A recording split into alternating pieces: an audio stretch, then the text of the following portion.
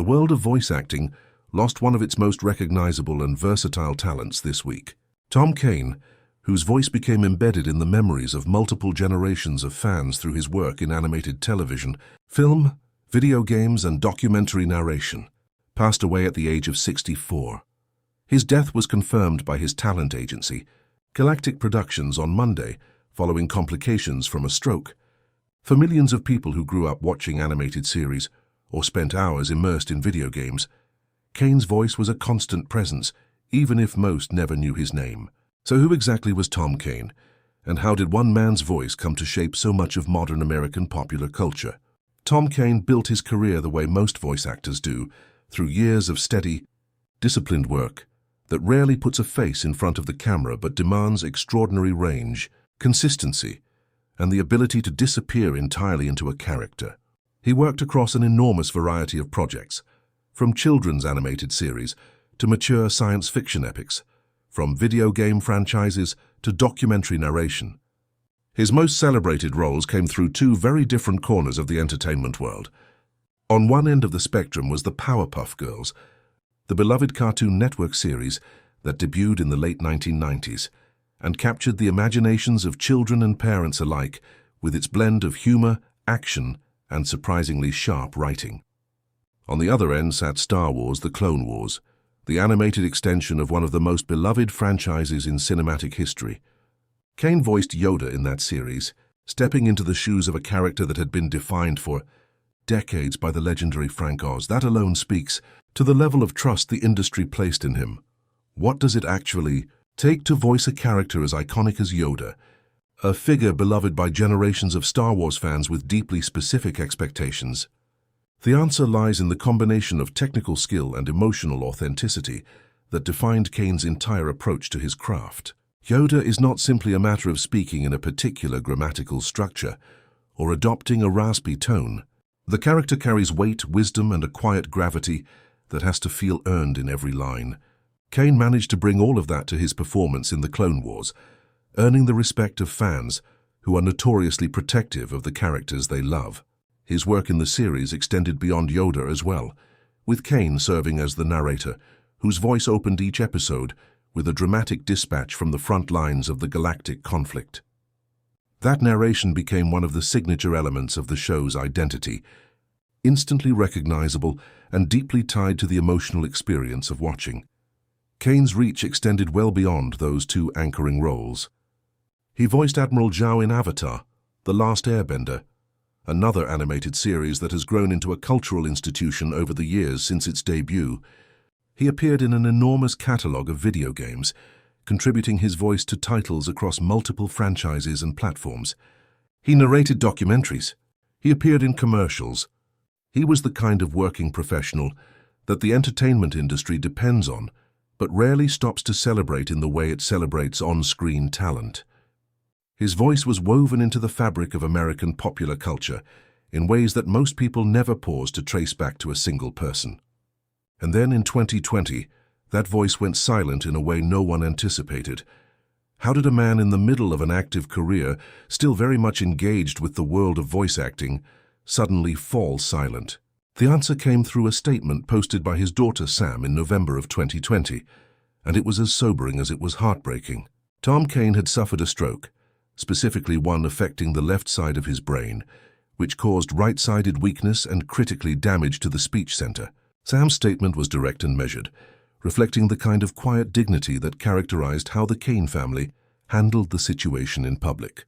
She explained that her father could not efficiently communicate verbally, could not read, could not spell in the way he once had. She was careful to emphasize that he remained competent and very much himself, that his mind and personality were intact. But for a man whose entire professional life had been built around the precise, expressive use of his voice, the loss was profound. The response from the entertainment community was immediate and genuine. Mark Hamill, who spent decades portraying Luke Skywalker in the Star Wars films and knows better than almost anyone what that franchise means to its fans, took to social media to express his support. Hamill described Kane as an enormously gifted actor and notably a genuinely nice person. That combination of professional admiration and personal affection ran through virtually every tribute that followed Kane's stroke, and now, following his death. In an industry that can sometimes feel transactional and impersonal, Kane appears to have been the kind of person who inspired real loyalty and warmth in the people who worked alongside him. But what happened over the nearly 6 years between that stroke in 2020 and his death in 2026? The honest answer is that the path was long and difficult. Sam's initial statement had offered some hope for recovery, framing his condition as something the family was actively working through. The voice acting community rallied around him. Fans of his work sent support from across the country and around the world. Hamill's message had closed with an expression of hope for a complete and full recovery, and that hope was widely shared. But strokes of the severity Kane experienced often have lasting consequences that resist full reversal. His health, according to the details that emerged around his passing, continued to deteriorate in the years that followed. The man who had given so many characters, their voice spent the final chapter of his life unable to use his own in the way that had defined his work. That contrast carries a particular kind of weight when you consider the scope of what he created. Kane's talent agency summed it up with the observation that he brought wisdom, strength, humor, and heart to every role he touched, and that his voice became part of the lives, memories, and stories of people around the world.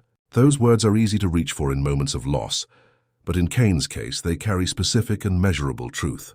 When a child sitting in front of a television in 1999 watched the Powerpuff Girls and laughed, Kane was part of that. When a teenager or adult followed the animated war stories of the Clone Wars and felt the weight of Yoda's counsel or the gravity of the narrator's battlefield dispatches, Kane was part of that too. Those moments do not disappear when the person who made them possible is gone. His representative, Zach McGinnis, offered a perspective on Kane that went beyond the professional accomplishments, and it is one worth sitting with. McGinnis described Kane as not merely an extraordinary talent, but an extraordinary man, one who was a devoted husband and father.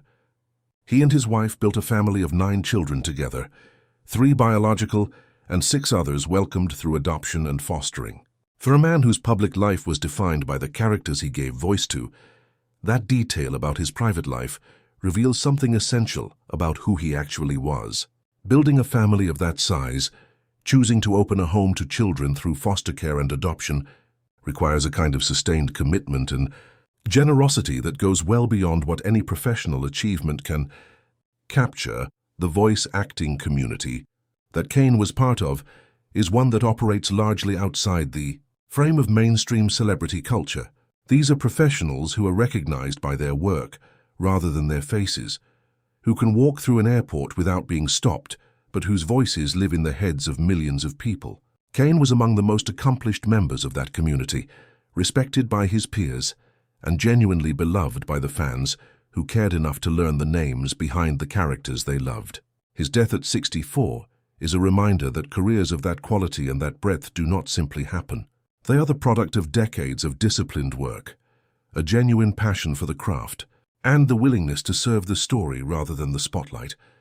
What remains after a career like Tom Kane's is something more durable than fame. It is presence, the sense that a voice you heard at a particular moment in your life still echoes somewhere in your memory, still carries the emotional charge of the first time you encountered it. For the people who watched the Clone Wars and felt the weight of Yoda's wisdom rendered in Kane's careful interpretation, that echo remains. For the fans of the Powerpuff Girls who carry those characters with them from childhood into adulthood, Kane's contribution is woven into something they cannot fully separate from their own experience. Tom Kane is gone at 64, after years of struggle following a stroke that took from him the very instrument that defined his life's work. But the characters live on, and so does the voice that gave them something real.